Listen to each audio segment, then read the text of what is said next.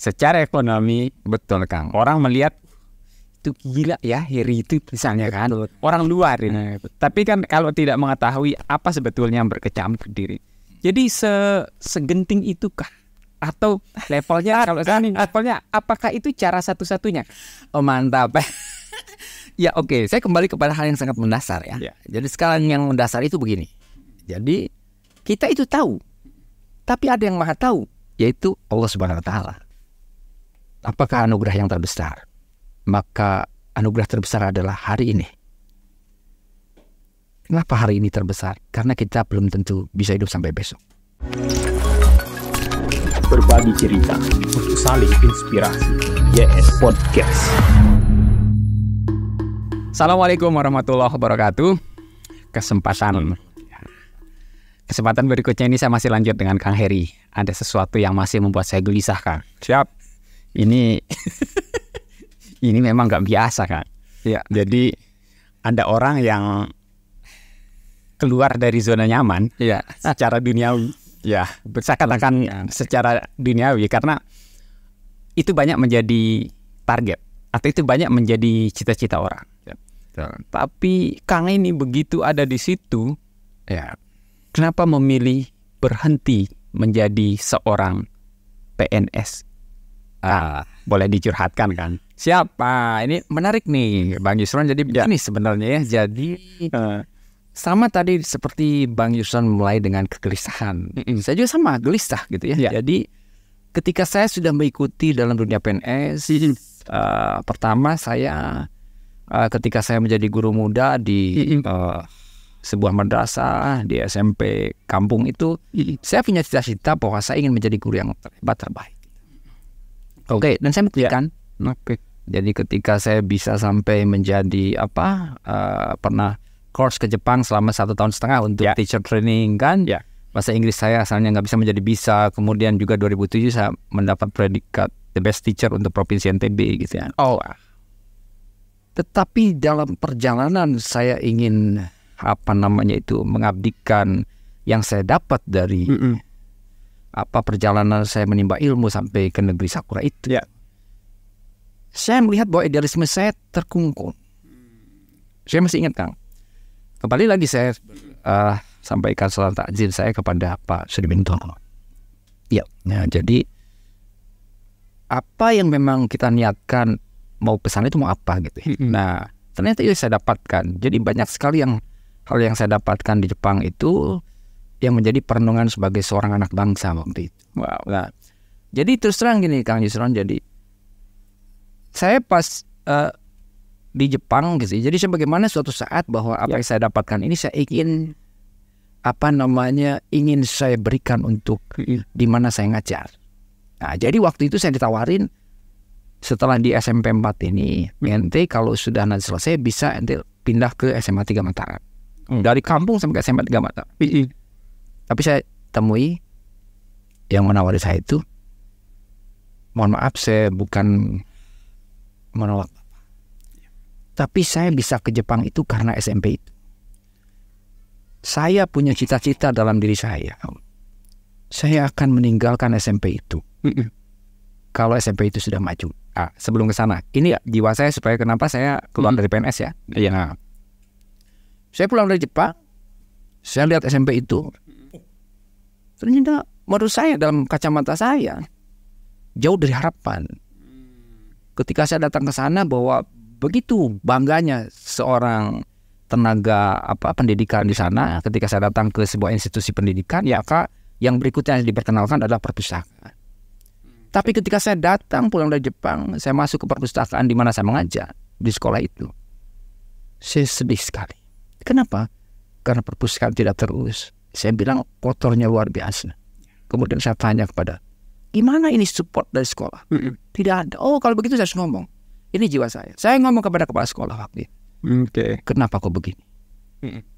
Kenapa saya seperti itu? Kembali kepada apa yang menjadi basic saya. I love Indonesia. Kalau perpustakaan itu baik, maka dia akan mensupport tentang belajarnya anak-anak itu. Saya tidak takut dengan seperti tadi, kalau kita kritis terhadap perpustakaan nanti saya akan dipindahkan. Terus it's okay, no problem bagi saya. Karena yang bagi saya yang paling maju idealisme saya gitu. Saya ingin melihat anak-anak saya bisa hebat gitu. Nah, jadi ketika itu akhirnya ternyata semakin menjadi. Ya. Dan akhirnya ketika itu terjadi saya ingat ini peristiwa saya. Oh kalau begitu ini kacau nih sekolah ini. Maka saya minta Bawasda untuk mengaudit. Waktu itu saya sebagai sekretaris komite. Ini sudah pulang dari Jepang ya. Idealis itu makin jauh. Gila makanya. Jadi banyak orang si Heri ini pasti akan selesai kalau dia udah menikah. Itu saya udah menikah. Tapi saya masih kayak gitu. Jadi ingat setelah itu Bawasda didatangkan. Setelah Bawasda didatangkan, selesai mengadakan pemeriksaan 2 hari atau 3 hari kita kumpul semua. Oh ya betul, bahwa sekolah ini harus perbaiki dari pengelolaan keuangan dan seterusnya. Nah, tapi apa yang terjadi Kang? Ya. Yang terjadi 2 minggu kemudian saya terima SK pindah dari sekolah itu. Mantap kan? Persis sudah di Indonesia. Ya, artinya saya tidak. Iya betul Kang. Ini real Kang ya. Jadi yang saya ceritakan real. Tapi saya memang pemberontak. Saya ngomong kepada kepala sekolah, saya tidak pernah minta pindah. Saya tidak akan pindah walaupun SK sudah ada. Bayangkan SK sudah ada, saya nggak mau pindah. Karena saya ingin memajukan sekolah itu, Kang. Ini kelainan ini. Oh memang. Ini kelainan betul ini. Jadi, nah luar biasa. Betul ya. Jadi ya saya juga artinya selama 6 bulan saya tidak pindah. Tidak mau pindah. Bertahan dengan saya yang sudah dipindahkan. Nggak apa-apa. Saya berantem dengan siapapun saya berani gitu waktu itu. Wow. Nah tapi akhirnya saya juga yang menaruh saya kepada yang saya hormati ya, Bapak Alawi Subki, Ketua PGRI NTB. Jadi yang menjadi salah satu acuan saya gitu ya dalam berorganisasi. Beliau keren sekali, membela hal yang benar gitu ya. Ya. Beliau lah yang membujuk saya. Udah pindah karena ini udah SK. Ya akhirnya saya berat sebenarnya Kang. Karena niat saya ingin memajukan sekolah itu. Dengan mindset saya orang lulusan Jepang seperti apa gitu. Tapi ternyata memang harus seperti itu. Oke. Akhirnya saya pindahlah ke SMP 5 Kopang. Dengan berat hati semua yang boleh ditinggal. Tapi ternyata kembali ke sana, oke lah. Man purpose, God dispose ya. Oke lah saya merencanakan seperti itu. Yeah. I want to give my best to my former school, to make my former school become great ya. But God is not allow me. Nah jadi tapi ya Allah tidak mengizinkan saya pindah ke SMP 5. Tapi di SMP 5 saya juga tidak berhenti. Saya tetap punya idealisme mengajar yang terbaik dan terhebat. Tapi yang unik ini Kang. Ada yang unik nih. Yang unik nih. Sana di tempat saya baru. Guru biologi kan. Ya. Di sana di madrasah pernah ngajar bahasa Inggris dan bisa sampai ke Jepang ya. Ya. Yang mengantar ke Jepang justru madrasah. Ya. Pas saya datang, ini contoh nih ya, contoh real dalam sebuah birokrasi yang artinya bahwa mereka melakukan sebuah kebijakan birokrasi itu tidak tepat menurut saya. Kenapa? Ya. Saya dari SMP 4 yang guru biologinya pas dipindahkanlah ke SMP 5 ya. Ternyata di SMP 5 guru biologinya udah penuh. Ya. Yang kurang guru matematik. Saya ditanya, Pak Heri, untuk guru biologi udah penuh nih, nggak ada jam nih. Terus apa? Bisa nggak ngajar matematik? Oh bisa, saya bilang. Susah. Ini nih kamus memang nggak pernah kenal kata nggak bisa. Oh nggak ada kalau saya. Oke aja pokoknya. Jadi sudah. Bagaimana nanti? Ini seperti kaosnya ini. Bagaimana nanti? Saya bilang. Oke deh. Saya langsung ajar kelas 3. Ngajar kelas 3 SMP tuh. Tapi Pak Isron, ketika saya diberikan mandat tugas amanah, saya tidak akan main-main. Saya tidak akan setengah-setengah. Saya akan melakukan yang terbaik dan terhebat di itu. Ya. Saya punya misi ketika saya jadi guru matematik. Saya ingin anak saya menjadi the best ketika ujian nasional untuk ke Kecamatan Kopang. Dan tercapai. Iya. Dan anak itu sudah menjadi PNS sekarang. Keren. Wow. Nah, setelah itu tercapai, ya saya dapat resmi mundur. Oke, saya udah berhenti nih mau jadi guru matematik. Saya udah. Nah, oke lah. Jadi kembali kepada pertanyaan Pak Yusron tadi. Kenapa? Aku berhenti jadi PNS. Banyak sekali ide-ide yang ada di kepala saya ini buntu Kang di salurannya. Saya pengen ini. Kan harus ngomong dulu ya dengan kepala sekolah. Iya. Kepala sekolah ini jalur birokrasi nih. Gimana saya paham gak dengan saya punya ide kayak gini loh untuk memajukan sekolah itu. Ya paham kan. Akhirnya ya sebatas itu. Saya akhirnya ya gelisah juga nih. Kalau begini saya harus ngambil sebuah keputusan besar dalam hidup saya. Saya punya di kepala saya ini banyak sekali yang ingin saya kerjakan gitu ya. Ya udah kalau gitu saya sudah mulai memikirkan saya pensiun sejak tahun 2011 ya. 2011 saya udah mulai mikir kapan saya pensiun ya. Saya baca kan ada juga yang pikiran akal saya itu gini. Gini ya. Saya mau pensiun nih. Ngomong misalnya ke beberapa teman. Tapi teman bilang, nggak bisa pensiun ente. Kenapa?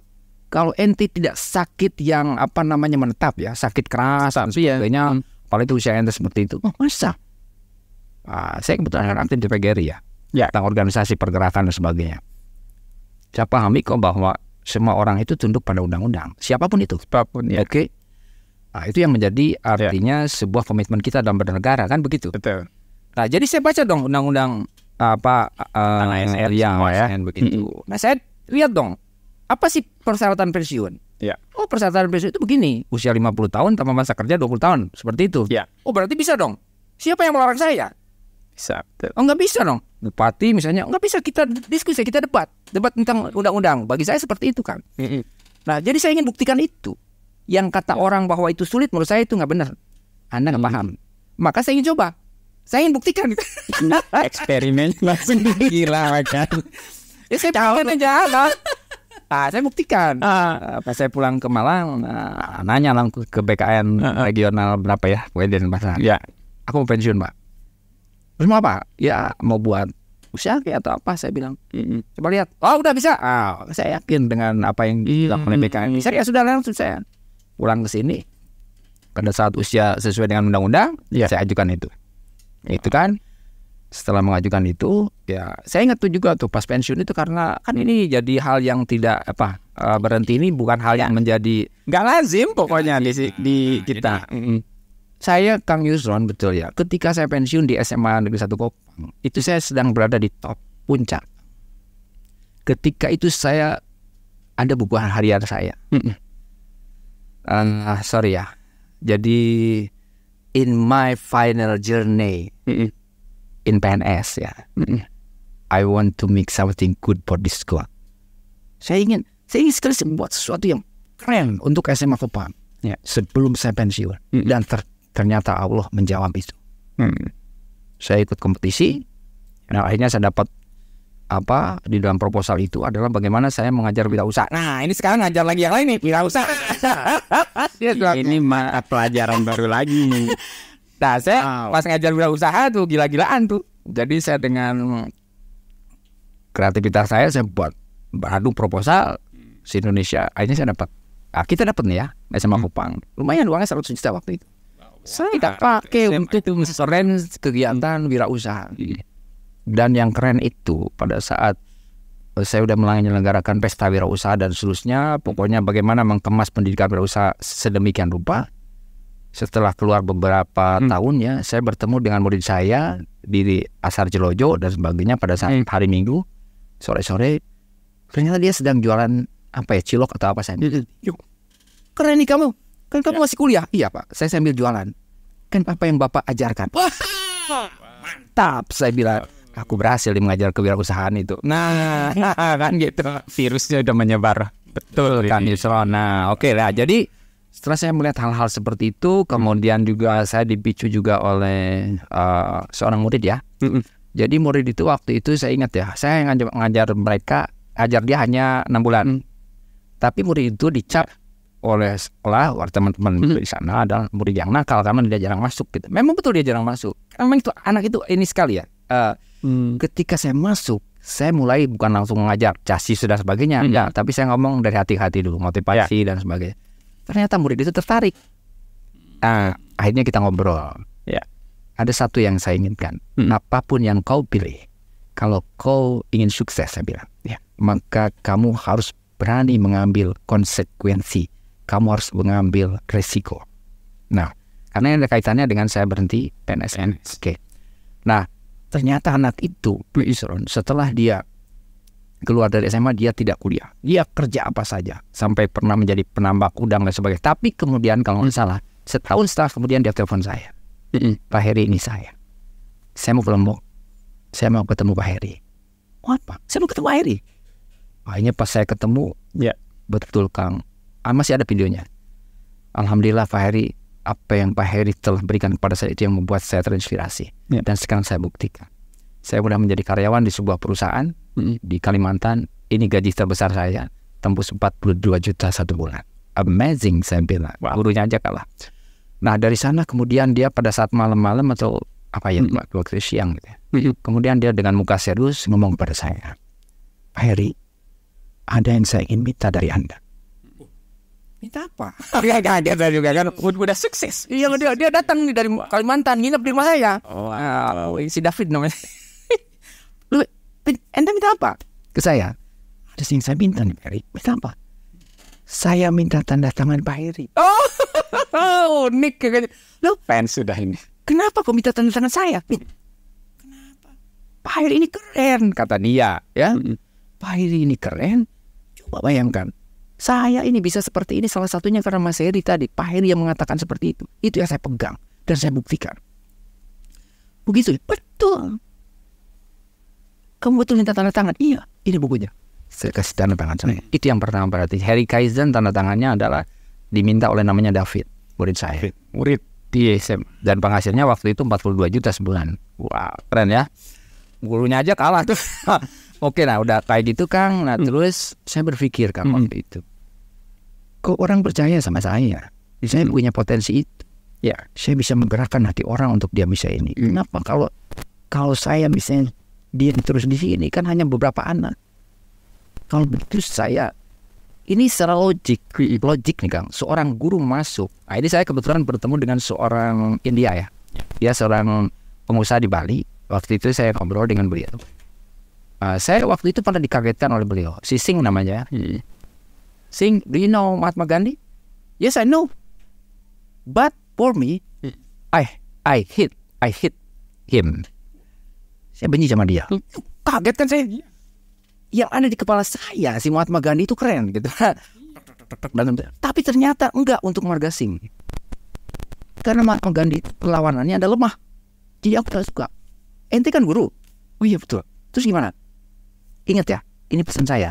Kalau ente masuk ke ruang kelas, tidak semua murid suka sama kamu. Saya renungkan, oh benar. Nah ini jadi benang merahnya yang saya dapatkan. Ya. Nah, jadi seandainya Kang, tadi misalnya si David aja satu yang berhasil. Jadi setiap saya masuk ke ruang kelas, oke lah yang menjadi fans saya hanya yang sefrekuensi dengan saya hanya 10 orang. Oke lah 10 orang. Oke ya. Si David lah yang paling ngecam ya. Yang lainnya mungkin baru sekian persen. Nah saya kalau seandainya berpikir seperti itu kan hanya di sekolah itu saja. Berarti maka yang akan kita bangkitkan itu hanya sedikit orang. Sedikit sekali.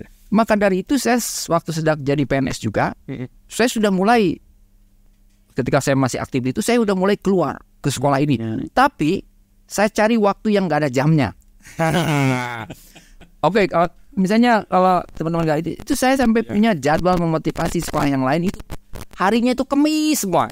Kenapa Kamis semua? Karena Kamis saya tidak punya jam.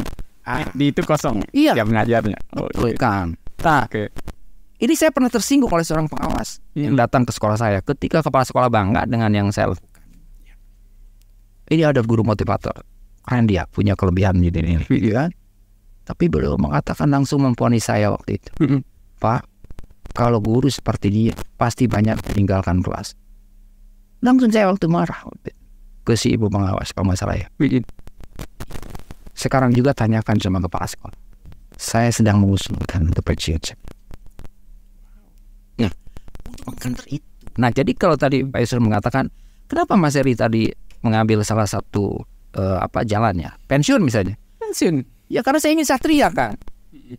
Saya tidak tahu misalnya ketika saya berhenti atau pensiun lah istilahnya ya, itu akan membuat saya lebih baik. Saya juga tidak tahu loh. Hidup ini yang menjadi menarik itu karena penuh misteri kan. Jadi kalau hidup sudah kelihatan besok begini dan seterusnya tidak menarik kan. Ini efek kejut ini. Jadi saya juga itu rasakan. Nanti saya cerita ya di ininya. Kenapa efek kejut ini? Dan saya alami sekarang. Jadi oke lah akhirnya setelah saya menimbang dengan berbagai macam pertimbangan dan sebagainya, juga saya punya idealisme bagaimana saya bisa mengartikulasikan kemampuan saya bisa teraktualisasi ya menjadi hal yang kuat, menjadi kekuatan. dan akhirnya insya Allah kita bisa berujung bisa memberi warna untuk Indonesia, ya. Nah itu menjadi sesuatu yang selalu menghantui saya. Tapi harus mulai dengan sesuatu yang berat saya mundur, yaitu harus mundur.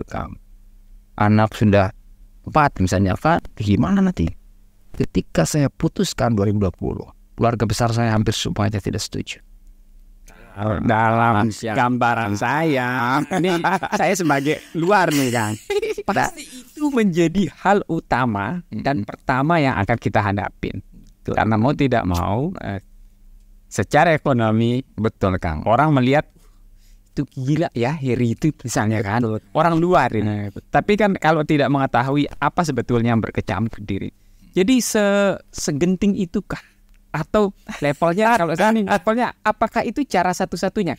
Oh mantap. Ya oke, saya kembali kepada hal yang sangat mendasar ya. Jadi sekarang yang mendasar itu begini. Jadi kita itu tahu, tapi ada yang maha tahu, yaitu Allah Subhanahu Wa Taala. Karena saya yakin dengan dia bahwa dia itu maha tahu. Sementara saya hanya tahu aja seberapa itu. Jadi saya berkeyakinan ketika idealisme saya mengatakan saya harus mengambil jalan ini, saya kan. Apakah segenting itu? Saya juga nggak tahu ya. Apakah gentingnya seperti apa gitu kan? Tapi yang jelas karena tadi itu ya. Jadi kadang-kadang ada pikiran liar saya, pikiran saya. Tapi betul pada saat kita mengambil itu, saya juga dengan pertimbangan yang masak begitu ya. Ya pasti dong kalau misalnya kita mengambil ingin sesuatu hal yang besar, ini sangat logis. Pasti kan? Ya oke lah, kita dulu belajar fisika lah. Misalnya ada aksi sama dengan main reaksi. Ya. Harus sama dong. Betul. Kalau kita ingin mencapai sebuah capaian yang besar, kalau pengorbanannya kecil, ini logika nih kebalik nih. Jadi memang harus besar juga pengorbanan itu. Kalau sesuatu yang besar, maka yang akan dipertaruhkan adalah endurance kita, ketahanan kita. 1 tahun gimana hasilnya? Kayak gini 2 tahun. Yakinlah bahwa sesuatu yang besar perlu tahapan. Oke, saya umpamakan gini. Membuat Beruga dengan membuat hotel 21 lantai misalnya kan, maka akan beda perjalanan, butuh waktu lama dan seterusnya, ada tahapan mana yang ada sebagainya. Nah jadi bercermin dari antara perbanding logika yang saya paham dengan yang saya punya keyakinan, akhirnya bismillah saya akan putuskan itu. Oke. Nah wah seru Kang, jadi pas diputuskan itu pas saya memutuskan terus COVID kan. Mantap ini, seru betul ya. Jadi wow, luar biasa Kang. Ini artinya ya, ini memahami sebuah keyakinan. Betul Kang itu. Apa ya kita keyakini sebagai sebuah jalan, maka ke depannya itu yang harus saya lewati itu. Nah ini saya mau kaitkan dengan Kang Heri sebagai motivator. Oke. Artinya ini ada mau pembuktian di sini. Harus Kang, harus ada pembuktian. Jadi seperti apa Kang di awal? Kan kita ketemu COVID lah, terus macam lah kan, ada gempa saat itu ya, terus COVID ini kan memang ujian daerah kita sangat luar biasa. Kemudian pada saat genting seperti itu, Kang Heri memutuskan juga hal yang sangat genting bagi perjalanan. Betul sekali Kang. Jadi waktu itu memang berat. Jadi sebenarnya saya udah punya schedule yang jelas untuk yang saya lakukan. Gitu. Tapi kemudian COVID semua berhenti. Tetapi di sana ada desain yang paling indah Kang. Luar biasa.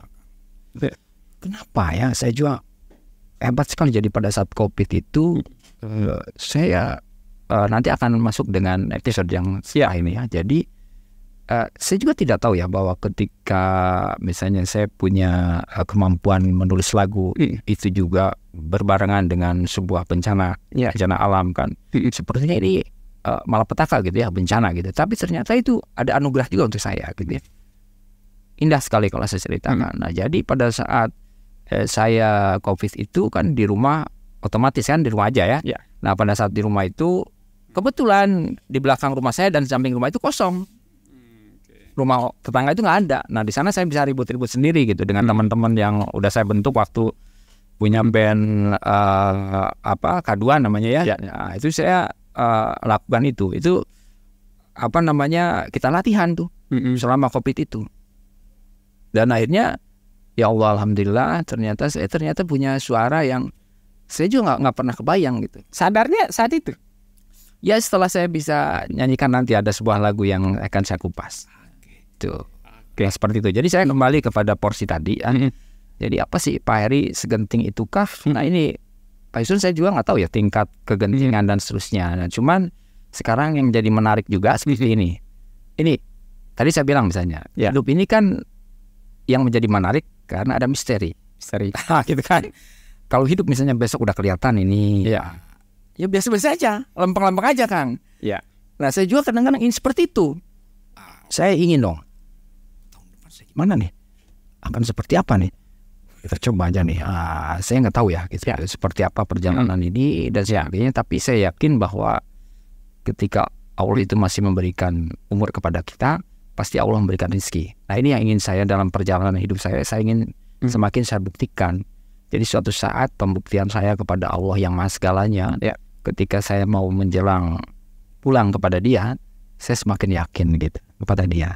Itu jadi itu test case-nya itu. Jadi semakin yakin kepada Dia bahwa Dia memang yang sangat keren gitu. Wow. Merinding juga. Ya, Kang.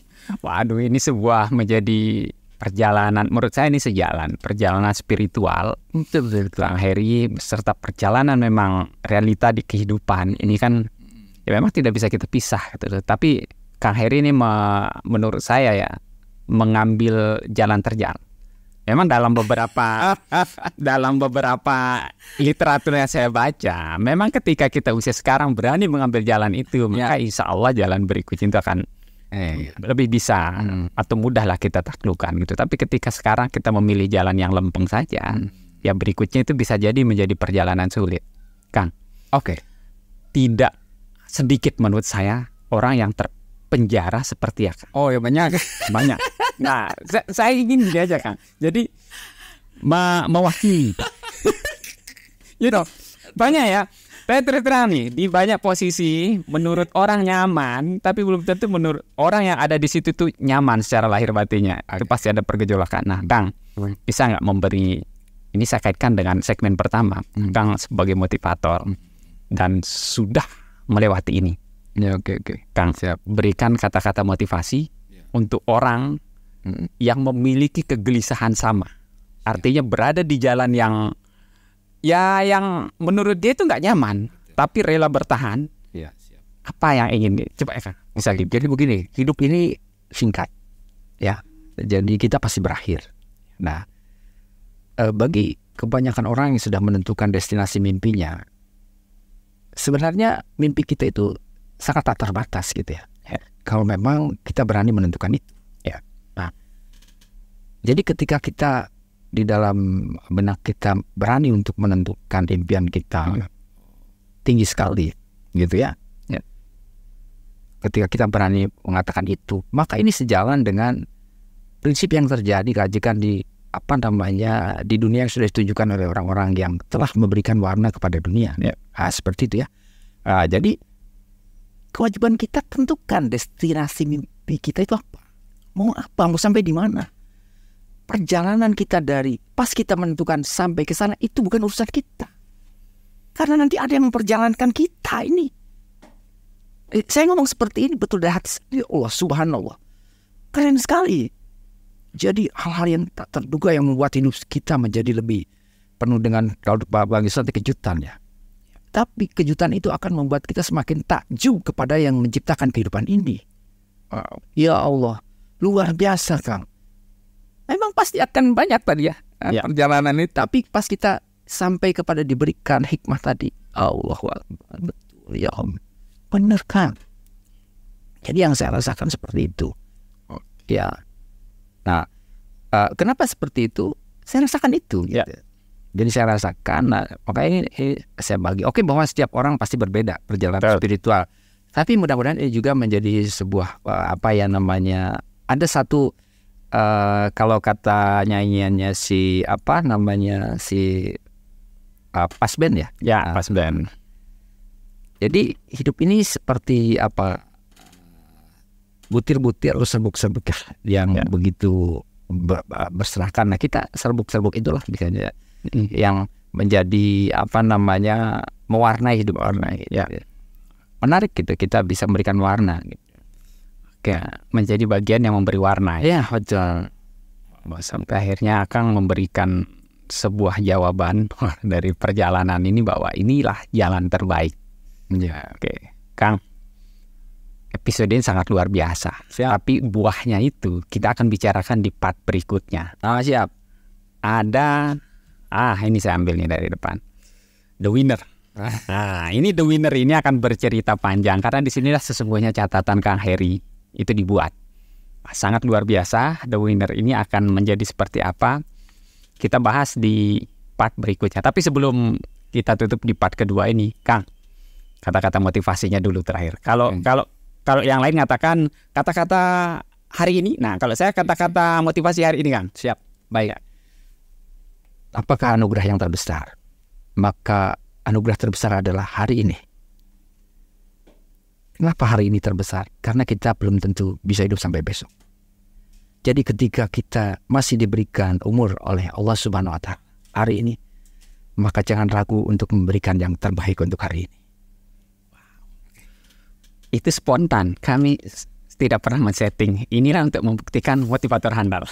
Ketemu lagi di segmen berikutnya. Jangan lupa tonton di part 1 perjalanan Kang Heri sampai sebelum dia memutuskan untuk berhenti menjadi PNS. Tetap di S-Podcast. Assalamualaikum warahmatullahi wabarakatuh. Assalamualaikum warahmatullahi wabarakatuh.